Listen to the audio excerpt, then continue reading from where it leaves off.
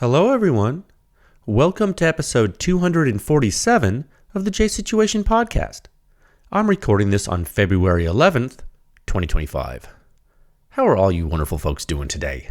Yeah, hope you're doing well. I'm doing pretty well. All gas, no brakes. Tons of wonderful research is being performed. Super cool.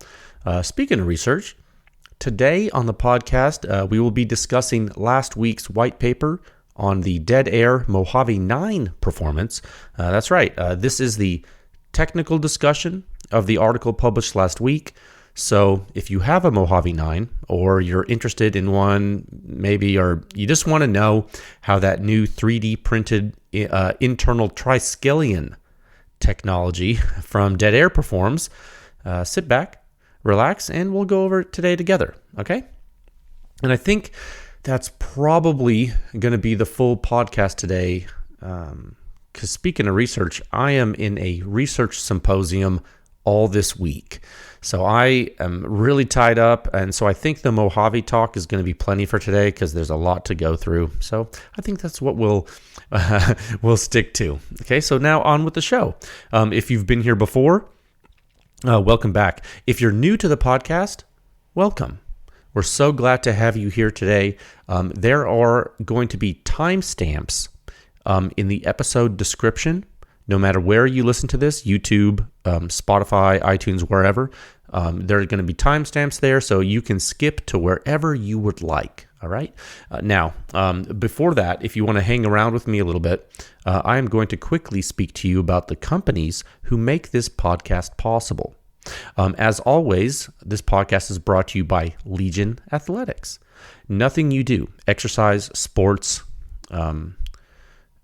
anything that you do and you want to be good at, it's not worth doing without consistency. You have to do things all the time in a repeatable fashion to be high performing, right? And Legion Athletics can help you with that. They have whey protein, pre-workout, post-workout.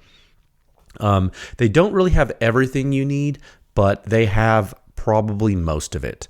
Visit legionathletics.com. There's, of course, a link in the show notes. Use the link. It'll help the podcast.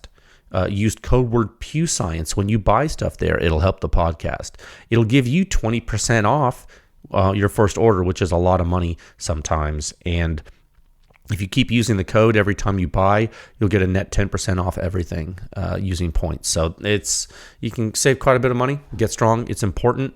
The podcast is also brought to you by Silencer Shop. They've done a lot for consumers. They've done a lot for the industry. They've done a lot for dealers.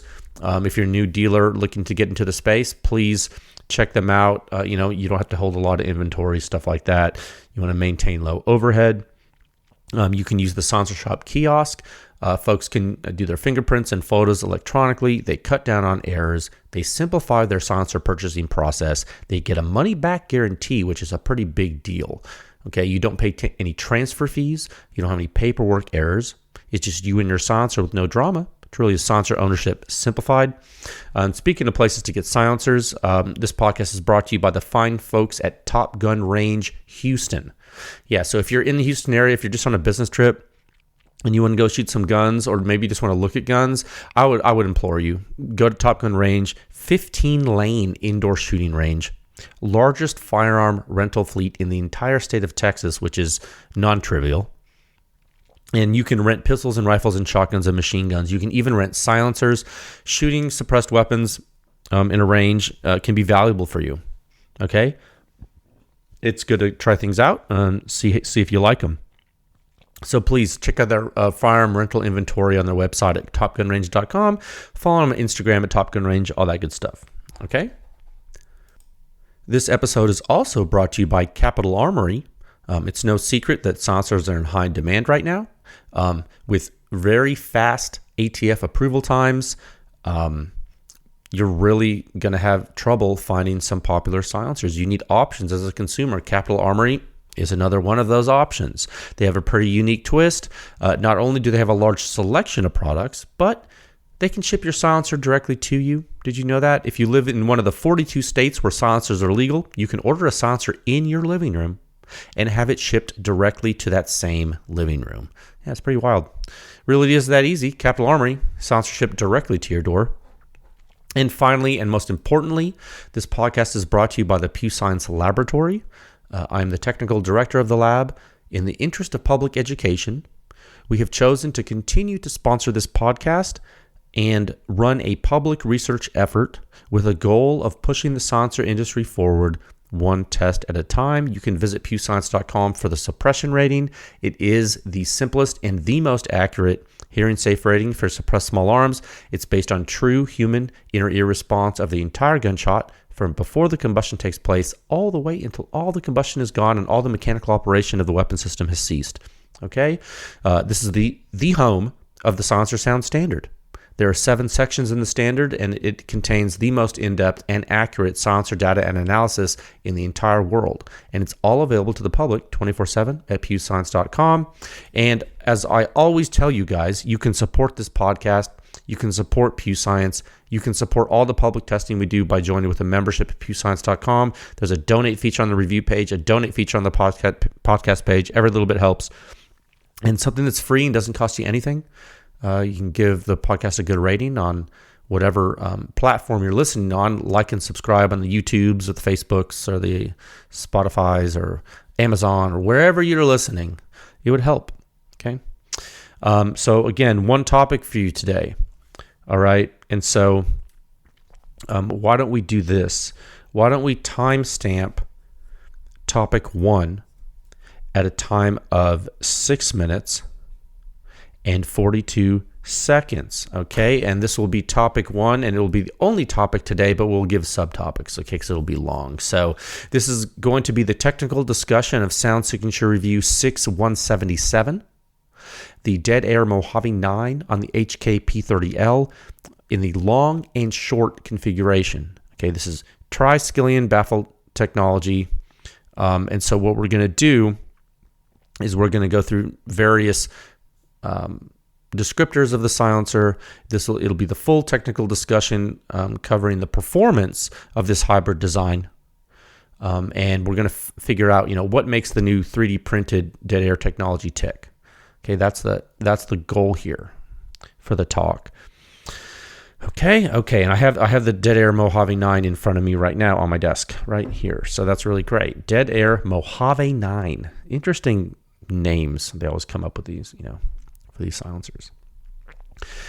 The internals, that are calling it tri-skillion geometry. Okay. And so right up front, let's just ensure that you folks know what we're doing here. We'll be speaking about subsonic ammunition performance, okay, and that performance specifically on a 9mm combat handgun. So what we're speaking about today is not applicable to rifles. It's not applicable to supersonic ammunition. It's only applicable to the test performed in this study. Okay, I just wanted to kind of get that out of the way and make sure you understand. Now, excuse me. That's not to say there aren't some factors and characteristics of the performance that are applicable, across different platforms. I'm just telling you that you're gonna have to wait until we present other data and analysis for rifle platforms for this type of technology. Okay, but you're gonna have to wait before you really get the full picture of the tri-skillion stuff, and that's okay. Okay, so we tend to tackle these technologies one step at a time. Okay, that's kind of my philosophy. There's a good rule of thumb to keep in mind when there's a really big problem to solve. You have to ask yourself, how do we eat an elephant? And the answer is one bite at a time. So let's take a bite out of the Mojave 9 and this tri-skillion stuff, on today's episode. And we'll get into the physical characteristics of the silencer first. And I think that's going to inform the technical performance as we discuss the features, all the different parts. And then gradually we'll move into the white paper. Okay, sound fair? All right.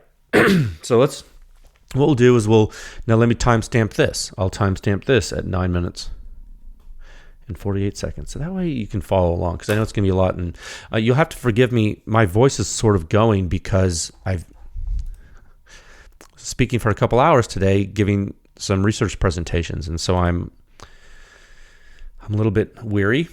One second. So I am going to have to pause to drink some water more often than not, okay? So I do appreciate your patience. So the first thing you'll notice when you pick up the Mojave 9, like besides the color and the textures, is the weight. This thing's pretty light. And why?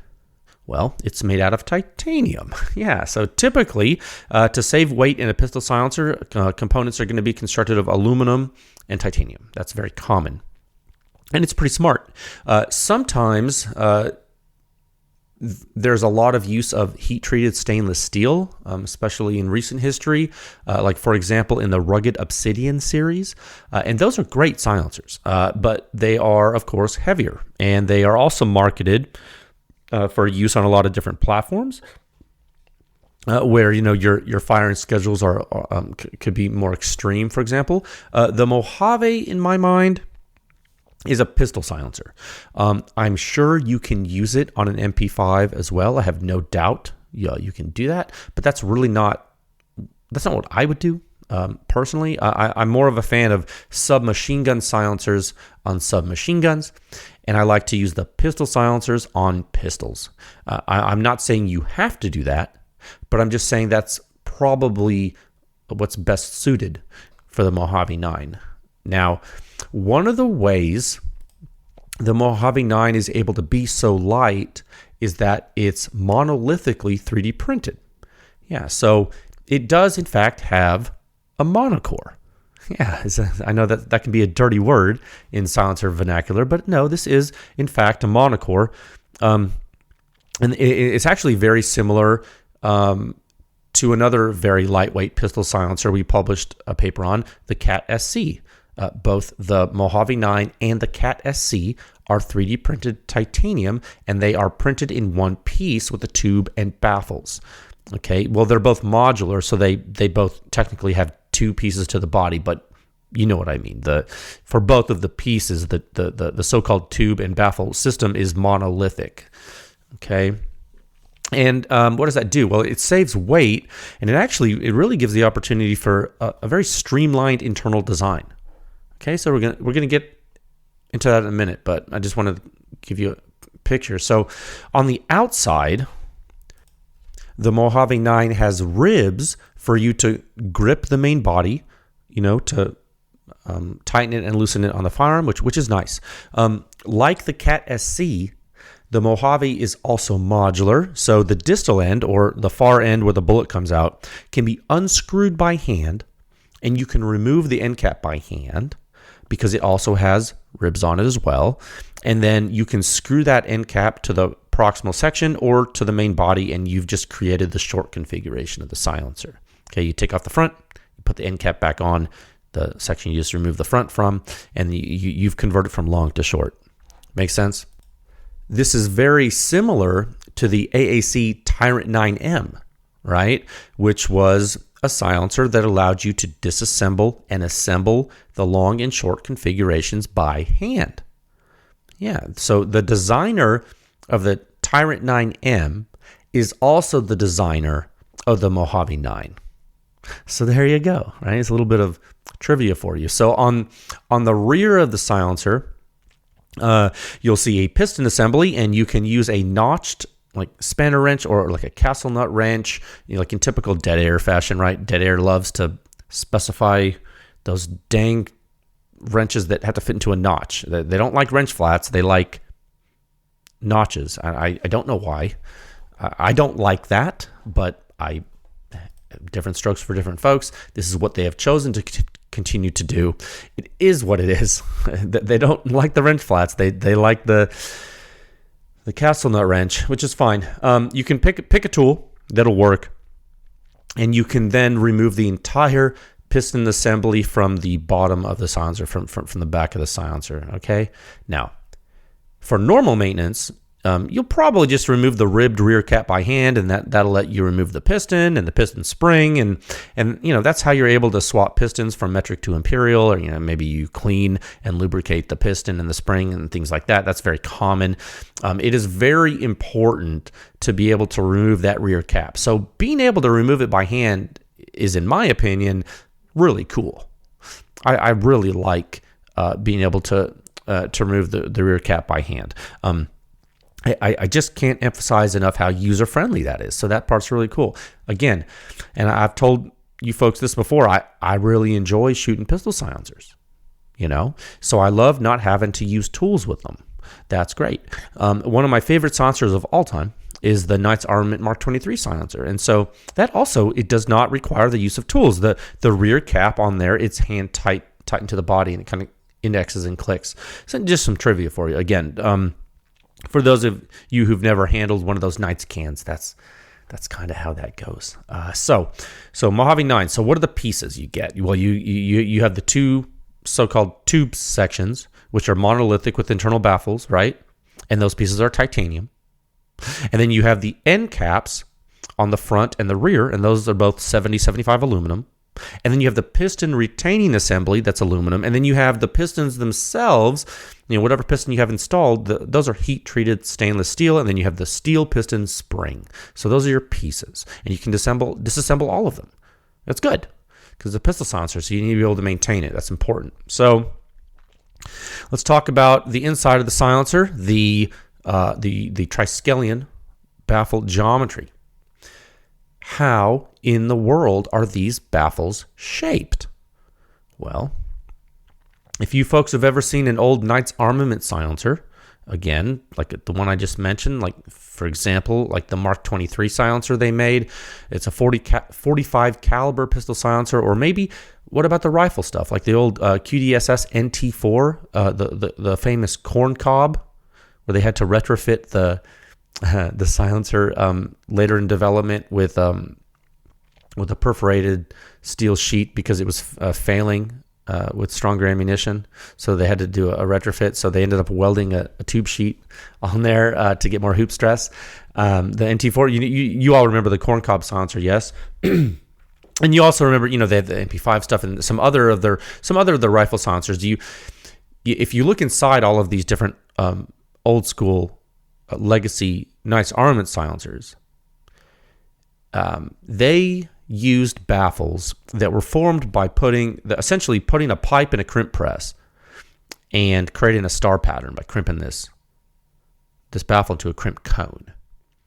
And so that was one feature of these baffles. And then on the front face of those baffles, the so-called the reflected face of the baffles onto which the blast load is impinging, there was a step pattern in these baffles. And why did they do that step pattern? Well, it's an excellent tool for turbulence generation. And which by listening to this podcast, what do you know about turbulence? Well, it really ramps up the efficiency of heat transfer. And that's really great for silencer performance, right? And in fact, and when you look more into this, the surface area of a Knights Armament crimp cone star baffle is just really great.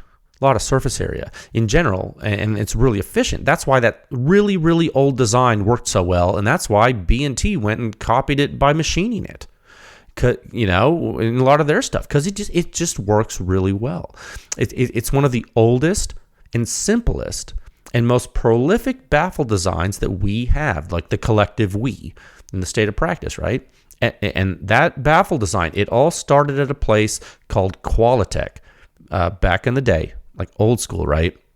And one of the people who worked at Qualitech was Doug Olson, and then he went on to work at AWC, and then eventually he ended up working at Knights Armament, and that's how that happened. Okay, that's that history of that baffle. So with the Mojave 9, the baffles inside it, the Triskelion technology, that baffle, it shares something similar with the Knights lineage. And I think some folks miss it if they don't look at it closely. Okay? So if you were to take a crimped star baffle from Knights, imagine this.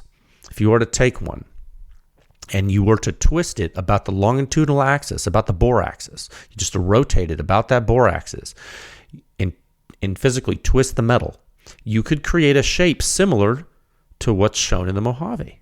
You could. And you know what's really interesting? The Mojave, it also has the big step in the first reflector.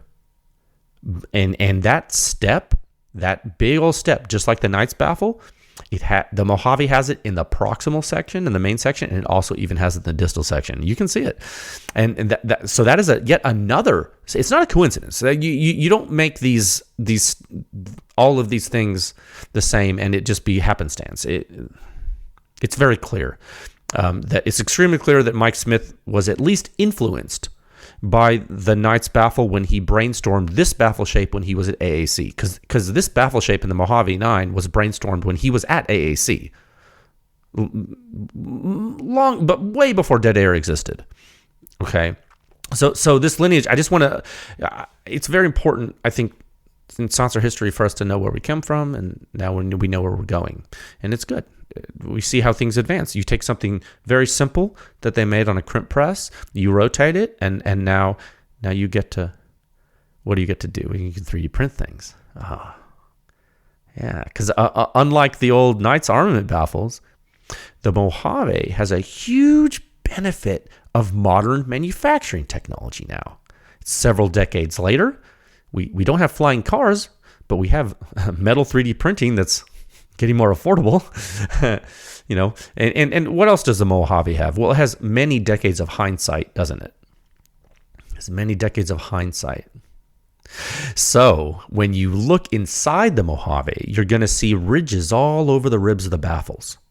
And as you might guess, if you were able to visualize the concept I described to you of rotating a star baffle and twisting it about its center axis, if you twist a star, the outside regions between the points, between the vertexes, they turn into a spiral, right? And so that's exactly what the Mojave has inside it. It's a ribbed, stepped star twisted to form spiral channels around the outer baffle circumference. And what would be another name for those spiral channels? Annular space. That's right. So you see, this very simple geometry has been, this is ingeniously, in my opinion, this geometry has been modified to give extremely useful modern design features to the silencer. And these technical performance features can really elevate performance. They can really elevate performance. And that's the big deal here. I think this was ingenious what Smith did here. What an ingenious way to take an old design and modify it to improve it. I think that was so smart. And that was done early at AAC, cast out of aluminum. He cast this out of aluminum at Advanced Armament with Brittingham and all them, And now it's in the dead air silencer. I thought that was so interesting. What a smart thing to do. And so you think about this, like, what do you have in your head now? Well, you have this titanium tube-shaped silencer with spiral rib baffles inside with annular space. You got a piston assembly. Yeah, okay. So you got all that in your head. Now let's talk about the first reflector. Let's talk about the blast baffle. Okay. Now this is where I'm glad to see Dead Air did something that is, in my opinion, very important. The baffle geometry that forms the first reflector, it's tapered enough and it's far away from the piston mouth enough to allow early expansion and proper propagation into the initial annulus. To me, that's probably one of the most important design features of this silencer. That part. I often liken the blast chamber of silencers to the wing of an aircraft. When you look at different aircrafts, sure, like different airplanes can have neat fuselage like bodies and look different. Like, you can have a cool fighter jet, or you can go to a passenger jet or whatever. But that wing, man, that wing is super important. The first expansion chamber and the first reflector of a silencer are probably one of the most important things to get right. I've seen you can make or break a silencer with the blast chamber. In several ways, it's so important. Now, did Dead Air get it perfect for this design? Well, no. They didn't actually, and you're going to see why when we go through the technical article. But they did it well enough to accomplish their major performance goal of lowering ejection port blast. I think they did a good enough job for the primary goal. Look, have they told me what their primary goal was? No. Do I see what ended up happening? Yes. If it was their goal because it was a happenstance thing at the end, well, great. But what I'm saying is I think they did a good enough job for most folks. Now, their first round pop, I think it's higher than they probably would have liked. I bet you. I mean, I think it's higher than I would have liked it to be. Well, I know it is. I mean, the first round pop from the Mojave 9 is higher than I would like, personally. But that's one of my few performance nitpicks, or maybe not a nitpick. I mean, it's actually important. I guess that's one of my main technical criticisms of the system, I would say. But it's objective. I mean, it's true. It's the first round pop is more severe than some others in this performance class. So, and I think there are some things they could have done to help with that, but I don't really want to like Monday morning quarterback it. I'm just saying it's something we see in our data and analysis, so it's important to talk about it, and so if you're interested in the silencer. Okay, one moment.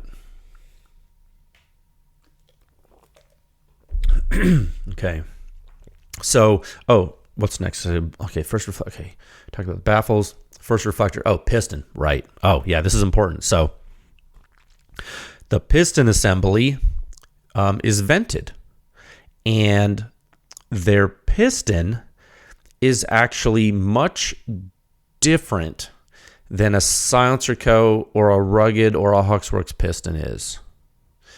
The Dead Air pistons for the Mojave are shorter by a little bit, and they also have deeper and thicker indexing teeth.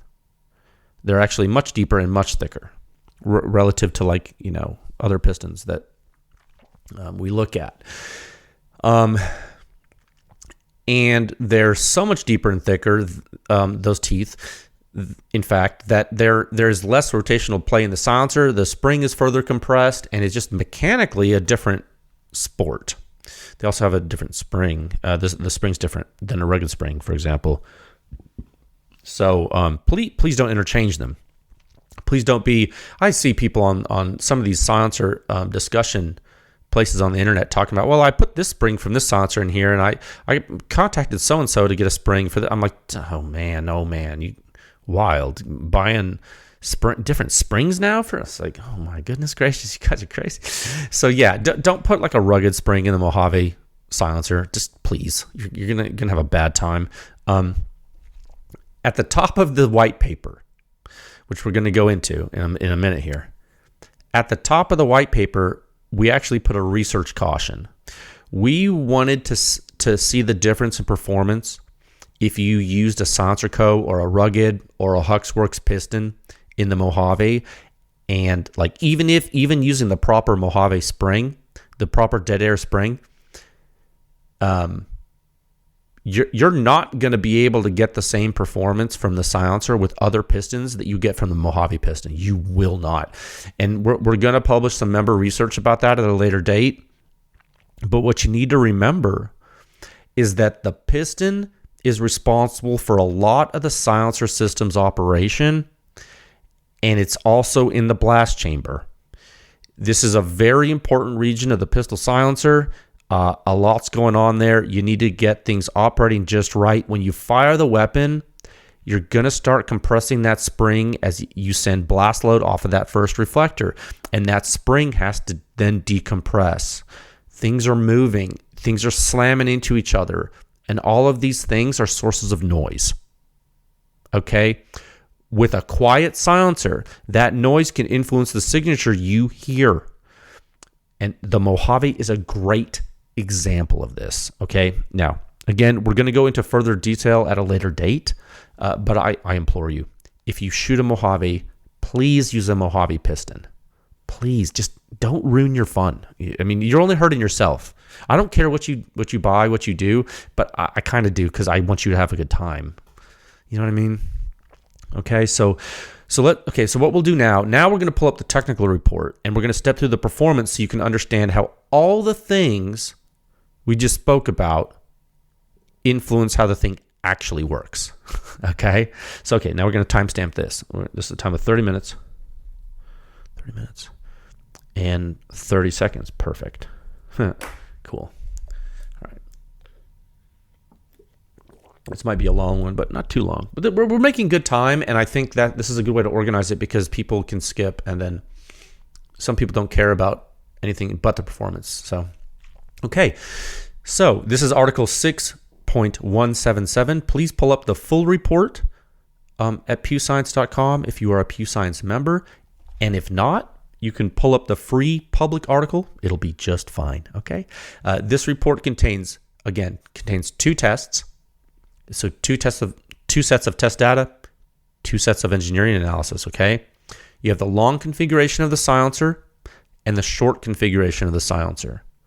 Okay, when it is in the long configuration, it is 7.7 inches long and it weighs 9.7 ounces all in. When it's shorter, it's 5.9 inches long and it weighs 8 ounces all in. Okay, so when you make it shorter, it's really not that much lighter, but it is a little bit lighter. Okay, so let's talk about some metrics. Bottom line up front, 57.9 suppression rating at the muzzle, 1 meter left of the end cap, 1.6 meters above the ground in the true free field.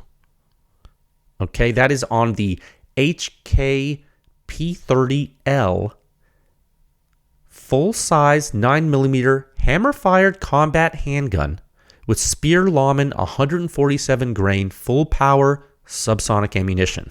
Okay. I'm being very exact with you to tell you exactly what that suppression rating was derived from.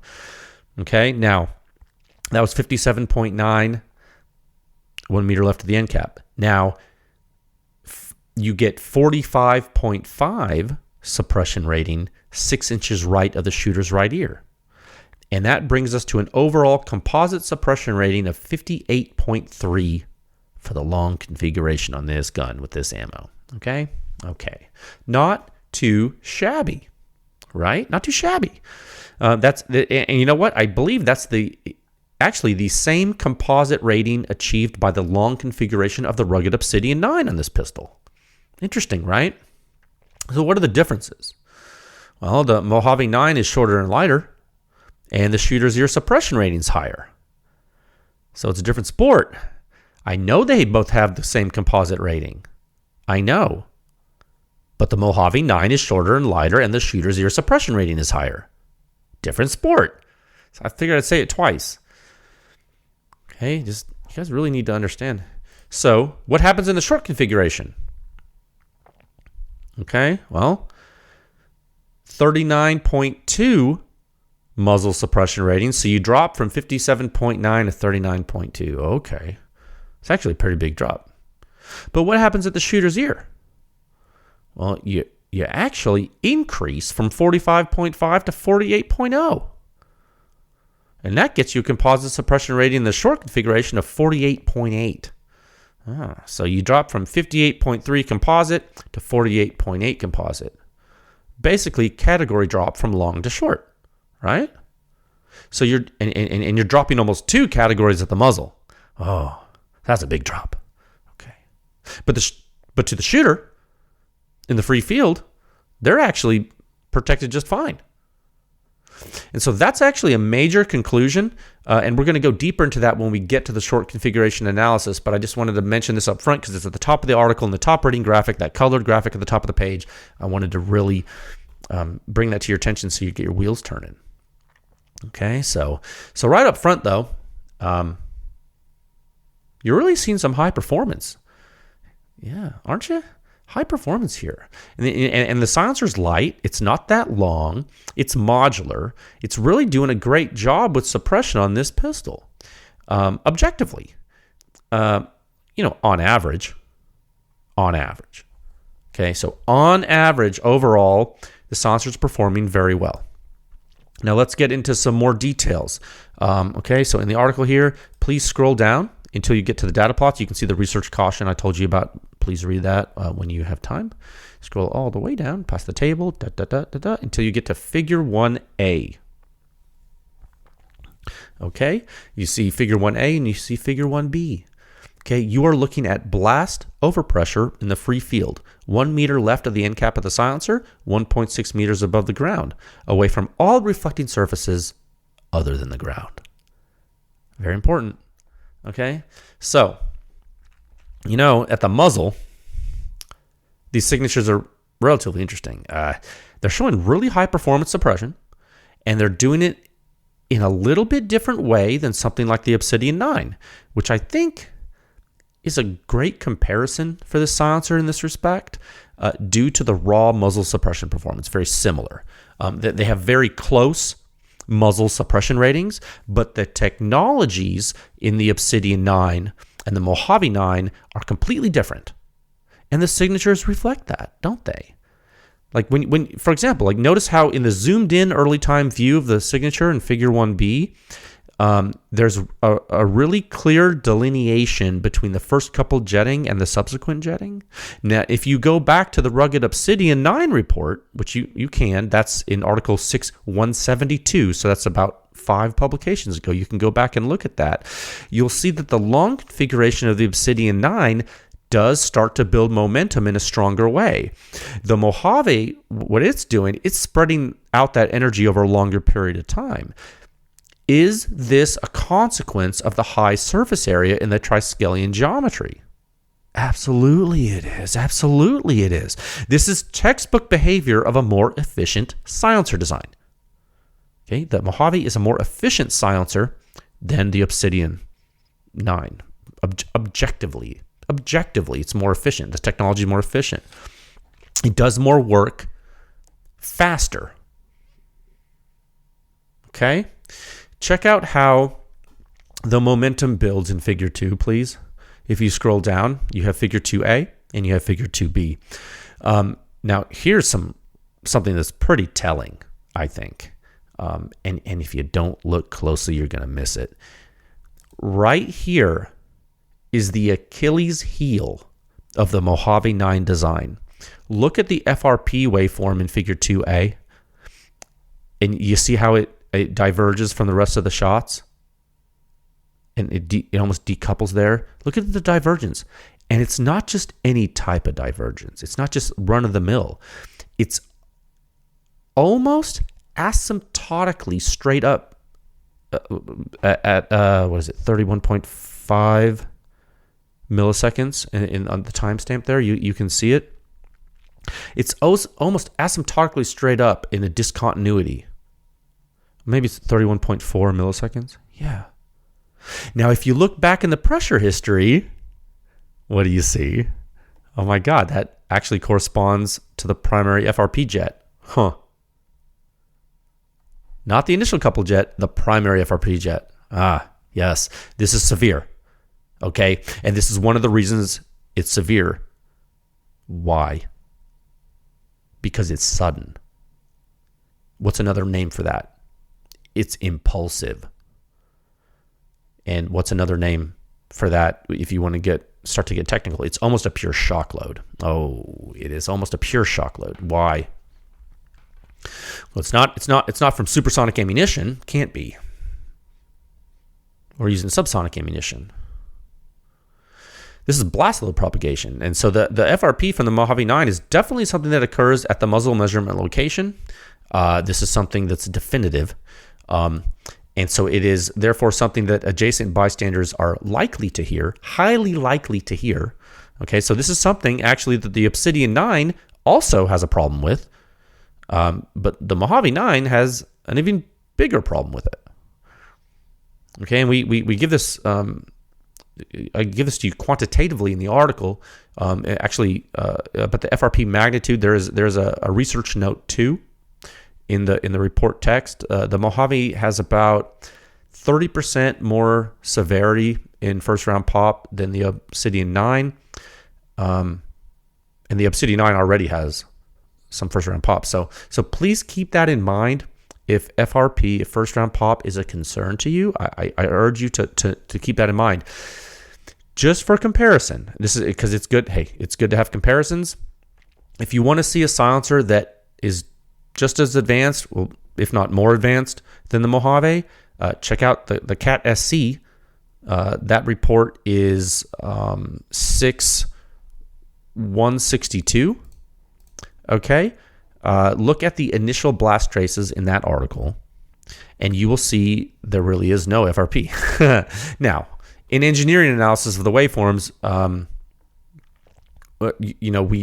we don't see severe FRP with that silencer. The Cat SC does have FRP, but the FRP severity is so low that it's actually lower than most post FRP signatures for most silencers. So it's actually pretty nuts.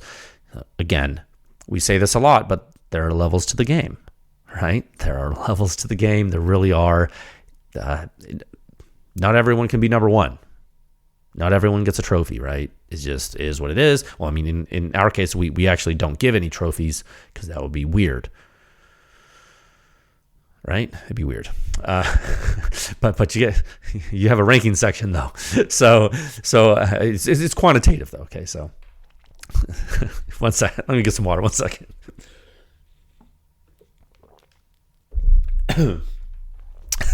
Anyway, so what happens after FRP with the Mojave? Boy, oh boy! You look at this after. It's really actually pretty cool. You look at Figure 2A. After FRP, man, the Mojave's doing some pretty clean work, right? I think it is. I really would say it is. I would actually say that the Mojave 9 is more consistent than the Obsidian 9 after first round pop. So that's pretty good.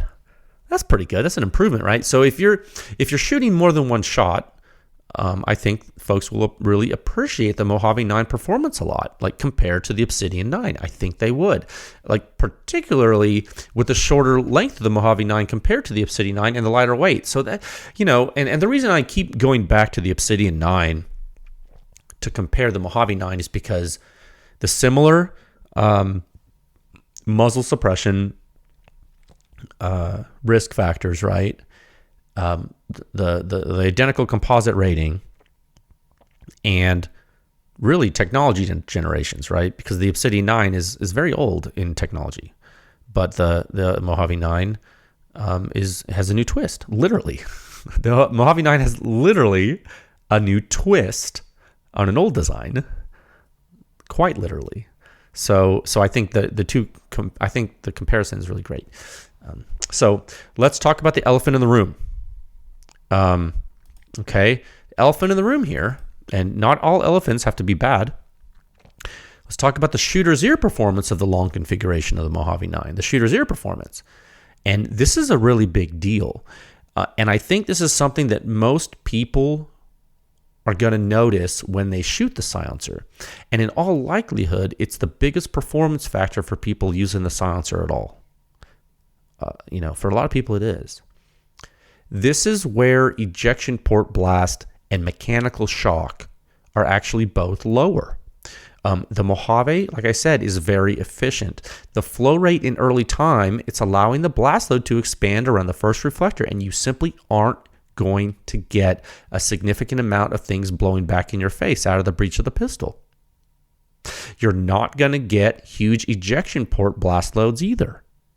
Okay? You're going to get something somewhat similar to what you get with a Cat SC, which is a really big deal. That is a really big deal. Now, is it going to match the Cat SC in total signature and or even in risk reduction at the muzzle or the ear? No, it's not going to match it. The Cat SC outperforms the Mojave 9 in every measurable metric. However, the Mojave 9 is getting closer to the Cat SC than any other silencer published in the pedigree right now. And that, I think, is a really big deal. I do think so. And the Mojave 9, it's doing it in a simple way, and it's achieving high efficacy. So these are good things, okay? Again, and why am I comparing to the Cat SC? Well, because the Cat SC is currently like the performance leader in like all metrics. So you have to bring it up, okay? I know a lot of people get bent out of shape when we compare different brands, and everyone has their favorite brand and they freak out. But I just want you to relax and understand, if without context, it would be worthless. If the metrics that Pew Science published couldn't be compared to one another, then this would be for nothing. And Pew Science is the only entity giving you metrics that can actually be compared to one another. And that's the whole power of this. So I'm going to use brands you might not like to talk about. Okay? So Mojave 9's doing work. Not Cat SC work, but it's doing work nonetheless. Now, those are all good things. Now let's talk about some drawbacks. Okay, some drawbacks. The flow rate is not as high as with the Cat SC, clearly, and you're not suppressing at the muzzle to the extreme the Cat SC is, but you're still getting to the realm of mid-40s at the ear and high 50s at the muzzle. I think that's where you want to be right now. Like, if I had to pick, right? Like, I think you want to be here right now for high performance on a pistol, like at a minimum. I think that's where you want to be. Now that we've seen the Cat SC and what it can do, like once you see what a silencer can do, like there's no going back, right? So now you've seen what the Cat SC can do. Now we see the Mojave 9. And I think if you're not hitting what the Mojave 9's doing at a minimum, you might be considered old generation technology for the discussion of performance, right? I don't know, guys. I mean, these hybrid designs, the designs that have a high early time flow rate and high flow features, but they still control distal momentum. So they're not flow through like Huxworks. Get that out of your head. I'm not talking about flow through stuff. I'm talking about hybrid designs. These hybrid designs, I think this is the stuff that people need to watch now. I think, and this keeps happening. Guys, this is pistol. When did we last talk about this? Rifle. When did we last talk about that? Guys, are you seeing a theme? Silencer technology is advancing. Okay, it's now February 2025. Guys, you see patterns are showing up. All right. So let's go back to this article. So if you're a member, please research note 6, right? Yeah. Okay. So in the shooter's ear analysis section of the article, for the long configuration, which is only in the member review, only in the full report. If you're a member, please read research note 6. It's going to give you more insight into the piston performance that was talked about in the research caution at the beginning of the report. That research note 6 is also going to help you with understanding what causes performance degradation. Okay, so please read that if you're a member. Now, for the rest of you, so you see what happens with the full configuration of the Mojave 9. You have some back pressure, but it's pretty low back pressure. So the ejection port blast is less intense than with something like an Obsidian 9, for example. But it's more intense than with something like a Cat SC. Okay, makes sense. Yeah, you're bounding your problem. Very good. Okay, so now what are we going to do? Well, now we're going to remove the distal end of the silencer. So now we're going to turn it into the short configuration. And what are we going to do? We're going to examine that performance in the next subsection of the article, right? So before we do that, that's 6177.2. So let's do a timestamp. 48 minutes and 58 seconds. Perfect. Okay, very good. Okay, so now go ahead and scroll down to section 6.177.2.1. Okay, one moment, please. Okay, so this is the short configuration test. Okay, very good. Again, you will see blast overpressure in the free field. Yeah, you have figure 5A and 5B.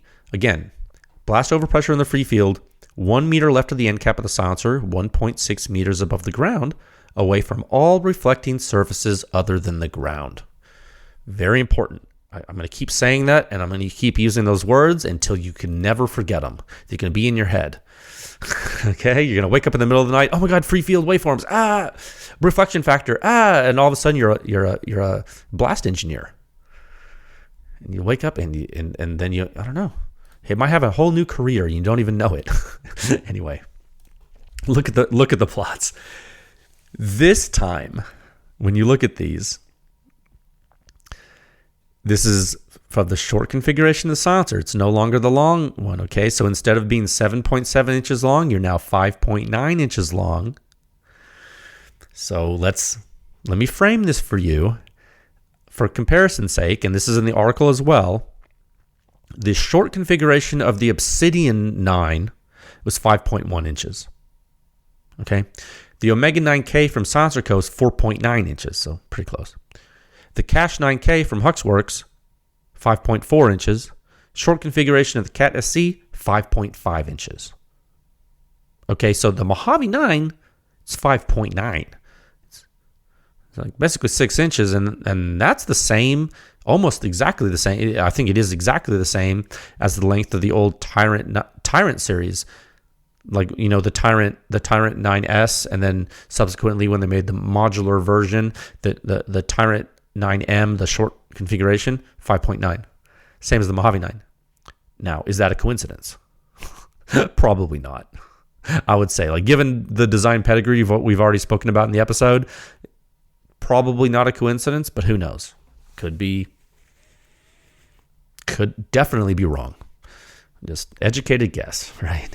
I'm just putting puzzle pieces together, okay? The important thing here is to note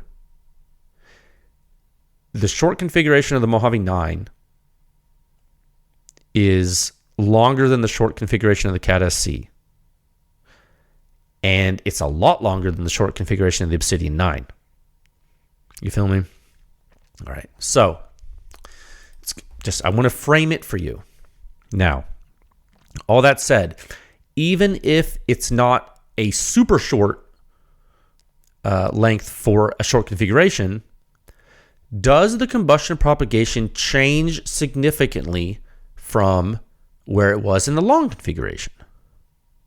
Is it going to be a lot different? Boy, oh boy, you bet your butt it's going to be different, guys. So you're in figure 5A right now. Do you notice anything? I don't know, completely and utterly different than before? Yeah, dude. Amplitude's way higher, right? Zoom in. Go to figure 5B.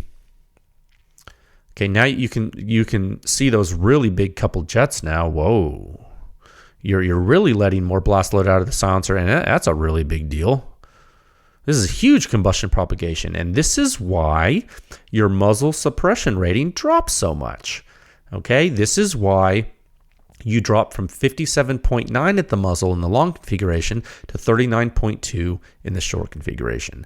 This always happens when you make a modular pistol silencer shorter. It's just physics. The silencer can't help it. It's not its fault. Okay, what have you done?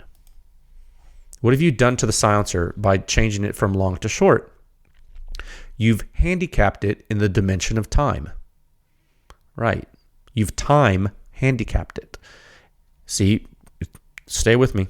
At first, the silencer had a certain amount of time to deal with the expanding combustion gases and cool them. That, what does that do? It allows less intense blast loads to propagate. You're good to go. But what have you done when you chop off the front? Well, you've essentially told the silencer to hurry up, haven't you? You said, hey man, you're taking too long. I'm going to give you way less time to do your job. And the silencer is very frustrated. It says, cool, whatever. I'm getting paid anyway. And bam, big blast load. Silencer doesn't care. It's getting its paycheck, right? The gases are hotter. Pressure's higher. Contact with the atmosphere is more violent. It's a louder silencer. You created a louder silencer. Now, all is not lost. There are some benefits to this. There are some benefits. For one thing, it's shorter, and that's cool. Short and light silencers are good, right? I don't think people dislike shorter and lighter. Now, I mean, you can maneuver better, right? It's a good thing to maneuver better. And another positive thing, you ramp up the late time flow rate. Oh, so the early time flow rate is the same, right? Since you still have the same proximal end of the silencer attached to the gun, you haven't changed that part, but you're now not able to stagnate flow in later time, right? Why? Because the distal end of the silencer is literally gone. You have less baffles. Therefore, you've dropped omega, right? And you can see that in the impulse waveforms displayed in figure 6. If you were to calculate omega from the waveforms in figure 6a, you would see that, yes, omega is lower than if you calculated it from figure 2a. Why? It's because the rate of rise to maximum positive phase impulse is much higher. The gas is escaping from the silencer faster. Lower back pressure is occurring in late time. Lower omega metric. Okay, so here's the $1 million question. If you kept alpha constant, you kept the initial impulse state constant in the silencer, you dropped omega. Did you drop omega too much, or did you drop it just the right amount such that you still have adequate muzzle blast suppression and the shooter doesn't get their ears blown out? Did they strike the balance they needed? And the answer is, oh man, yes, they struck a balance. They certainly did. The shooter's ear suppression rating actually goes up here, and that's really great. This is huge. Great news. You go from 45.5 to 48.0. Okay, you get a couple of points, and guess what? We are scrimping and scrounging for every point we can get at the shooter's ear on a pistol. I mean, aren't we? I mean, come on. We're trying to be Jason Bourne here, right? No, we're not messing around. So you see this, you're like, this is awesome. Awesome. This is great. I mean, same thing happened with the Cat SC, right? You jump from, you jump from 49.1 to 49.8 with that one. It was a smaller jump, but it was a jump nonetheless. SC is more advanced. Level of optimization was already high. Difference not as pronounced at the shooter risk. Again, still a jump, right? You understand? What happened with the Obsidian 9? Okay, we talked about the Mojave 9 short, Cat SC short. Let's talk about the Obsidian 9 short. Well, when you make the Obsidian 9 shorter, the operator risk actually goes up. The rating tanked, dude. The shooter's ear suppression rating with a rugged Obsidian 9, when you move it to the short configuration, it tanks on a pistol. Why? Well, because it got way too dang loud at the muzzle. All the ejection port blast reduction in the world won't help you if the muzzle suppression rating drops low enough. So the Obsidian 9, in my opinion, I don't know what they were thinking with that short configuration. I had the Obsidian 9 in front of me too. Maybe it was like they thought they just wanted it to be short. I don't know. I think they didn't have a choice because of the technology. That's probably what happened. That's the unfortunate part of that. So anyway, sorry. I'm not being a pick on rugged, but it's such a popular silencer. I think it's important you understand it. So the Mojave 9 is going to protect the operator just as much, if not more, in the short configuration than the long configuration, okay? Our test data shows us that. Our engineering analysis shows us that. That's what we see from the experiments. But there's a caveat, and this is a really big deal. Please listen. These levels of protection are only valid in the free field. That means in practicality, it's only valid if you're shooting away from reflecting surfaces standing. If you are shooting by a vehicle, or in a vehicle, or under an awning, or near a berm, or near a tree line, or in a barn, or near a barn, or in a hallway, pick a different environment, your level of protection is going to be compromised with any suppressed weapon system, let alone this one, okay? But with this one, it's really going to be different, because that muzzle blast is going to reflect, and where you had reduced ejection port blast, those additive reflections in late time are going to take their place. and they're going to elevate that risk because of the relatively high amplitude and the wave coalescence that happens. Okay, remember, you got reflection factors of blast loads. You're going to be in most cases, double. Your reflected load is going to be double your free field load. In some cases, even higher than double. Okay, I'm using blast physics terms because that's what you're looking at here. Okay, reflections are not duplicated; they're factored, and they're over twice as severe typically to you at the source. Okay, just please keep that in mind. Now, if you're an open field, yes, the suppression rating will be valid. But just because the shooter's ear suppression rating is similar for the long and short configurations, don't think that the weapon is going to sound the same to you when you're shooting out in that field. Okay, when I tell you the suppression rating is valid, don't think that means it sounds the same. That's not what that means. Of course it's not going to sound the same. You're going to hear the short configuration is louder, but what you are hearing that is louder is happening in later time. It's happening further away from you. The actual overpressure impacting your ears is not as hazardous. The ejection port blast that was lowering the operator risk in the long configuration, you've removed that by truncating the silencer now. You've lowered the back pressure so much that now the ejection port blast is lower. So what's happening now is the muzzle blast propagation is more significantly driving the risk. And you're holding that pistol out in front of you. So the waves are expanding spherically, like blast waves do, but then now they have to reach you. And the short Mojave does a good enough job, unlike the short Obsidian 9, that it's not going to be a face blaster, guys. It's not going to be a face blaster. It's going to work well, just like the short configuration of the Cat SC, just like the short configuration of the ASC Tyrant 9M. Okay? So it's going to sound louder in the short configuration, no question. All short pistol silencers sound louder. But if you're in a safe open field or a similar place, it's going to keep you just as safe as the longer version. That's what the analysis shows. Okay? Now, are most people going to use the long configuration? I'd say probably. Yeah. I mean, it's good to know what the short configuration does, though, right? I think so. Like, especially when people may carry the silencer. Like, I kind of do that. Like, you carry the short configuration of silencer in a fanny pack, it can be handy. I've done that a lot. I really like that. If I'm at the ranch and I have a carry gun, which I love to carry in a fanny pack, maybe in the little side pocket I have a little short silencer in there. And if I have to pop a critter or something, maybe I do that. And I will pop a critter, or something for a couple shots. It's convenient to have a small thing. Handy. It's handy.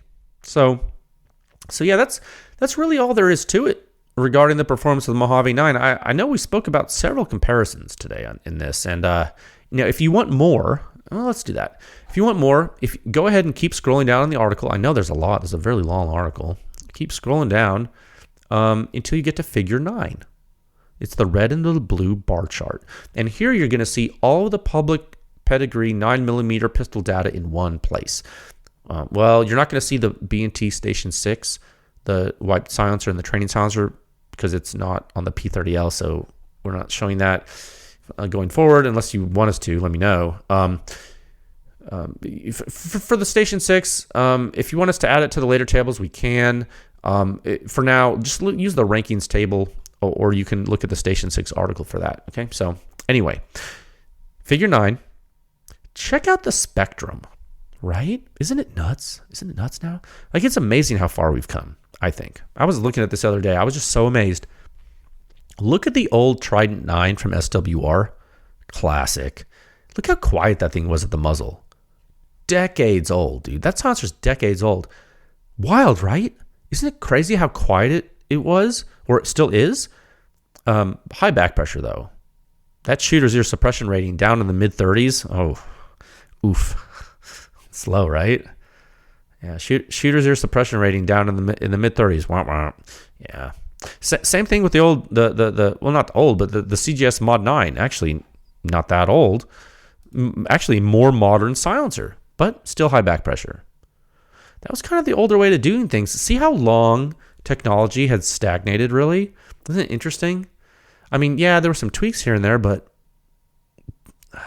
until we were really measuring and reporting this stuff right and analyzing it, there really wasn't a lot going on. Now you look at the that's not true. I mean, look at the Tyrant 9, the original one. Really same story, pretty quiet, but that really efficient K-baffle got the shooter's ear suppression rating to almost 40, so it was doing pretty good. That was actually a huge deal back then.